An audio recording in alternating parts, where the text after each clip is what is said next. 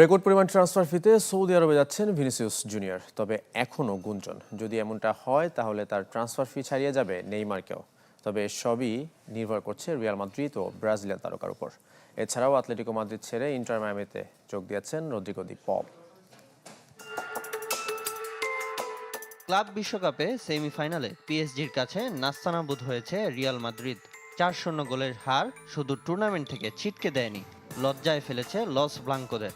নতুন কোচ শাবি আলোনসোর অধীনে আশা ছিল দুর্দান্ত শুরুর, তবে এ যাত্রায় এখানেই থামতে হয়েছে।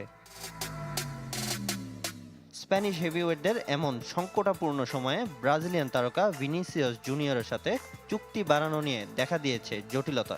সেলেসাও উইঙ্গারের বেতন বৃদ্ধির দাবিতে নতুন করে চাপে রিয়াল মাদ্রিদ, সঙ্গে চুক্তি নবায়নের সাথে মোটা অঙ্কের বোনাসের দাবি, যা ক্লাবের বর্তমান বেতন কাঠামোকেও ছাড়িয়ে যেতে পারে। যেই সুযোগ লুফে নিতে চায় সৌদি আরব। সেলেসাও তারকাকে সৌদি প্রো লিগে নিতে ৩৫০ মিলিয়ন ইউরো খরচ করতেও রাজি মধ্যপ্রাচ্যের দেশটি। যদি এমনটা হয় তাহলে ছাড়িয়ে যাবে রেকর্ড ২২২ মিলিয়ন ইউরোর নেইমারের ট্রান্সফার ফিকেও। আর ৫ বছরে বেতন বাবদ পাবেন ১ বিলিয়ন ইউরো, সঙ্গে থাকছে বোনাস। তবে এসবই এখন গুঞ্জন। কিন্তু রিয়াল মাদ্রিদের সাথে ভিনিসিয়াসের নতুন চুক্তি নিয়ে সম্পর্কের টানাপোড়েনে যে কোনো কিছুই হতে পারে।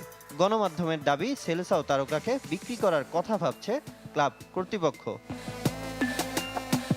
২৫ বছর বয়সী তারকার সাথে লস ব্লাঙ্কোদের চুক্তি শেষ হবে ২০২৭ সালে। ভিনির দলবদল নিয়ে গুঞ্জন থাকলেও নিশ্চিত রদ্রিগো দি পলের সাথে ইন্টার মায়ামির চুক্তি।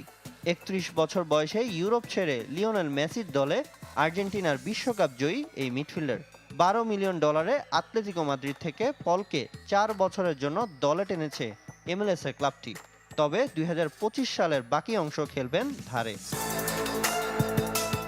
চলতি মাসের শেষে মায়ামির হয়ে লিগস কাপে অভিষেক হতে পারে দি পলের।